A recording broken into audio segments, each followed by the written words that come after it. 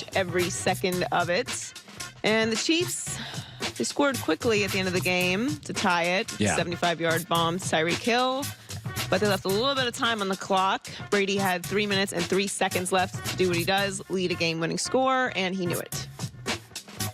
We had confidence. I think, I'm glad when he was running, Tyreek was running to score. I said, good, score quick. Because then we had, enough time. They had one timeout left and gave us a little time to go down and kick the field goal.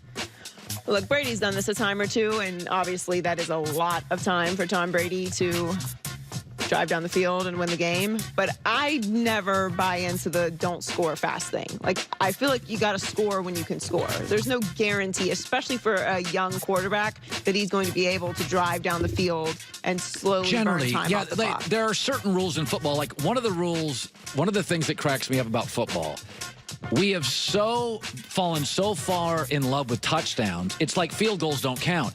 It's amazing how often a coach is like, oh, I got a 38-yard field goal. I'm going to go for it. And I'm like, you do get 2 field goals or pretty close to a touchdown. Like, points are points. Yeah, if you can get them, I did not like the way that the Chiefs handled the end of the first half. Like, that they forced Mahomes to try and make a play there. He threw an interception. I would have calmly handled that situation, throw it out of bounds, and kick the field goal. Like, get the points. You don't. I understand you want to get the touchdowns against the Patriots, but you also have to manage the game. And look how differently the end of that game would be had you done that and not forced the turnover. And look, Mahomes is young. Like, he's going to make mistakes like that. But I just don't like the idea of don't score yet.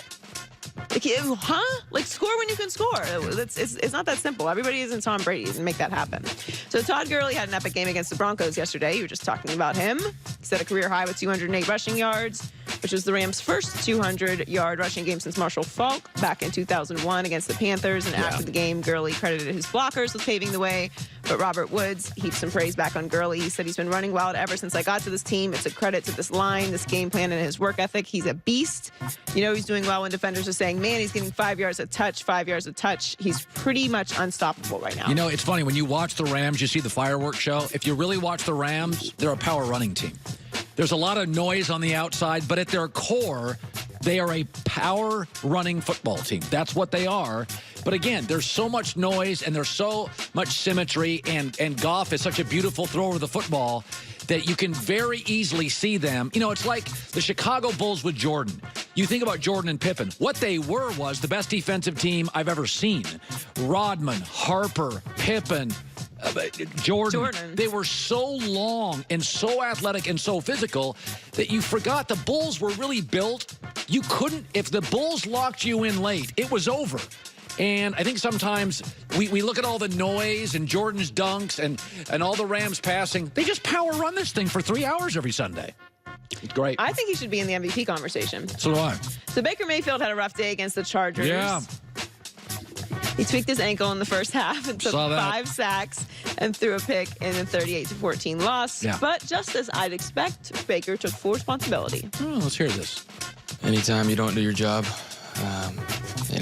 I'm at fault for the majority of that. I'm going to be very hard on myself, but you're not always going to have a perfect day. You're not always going to have, the day you envision, but you got to be a great in-game adjuster at this level.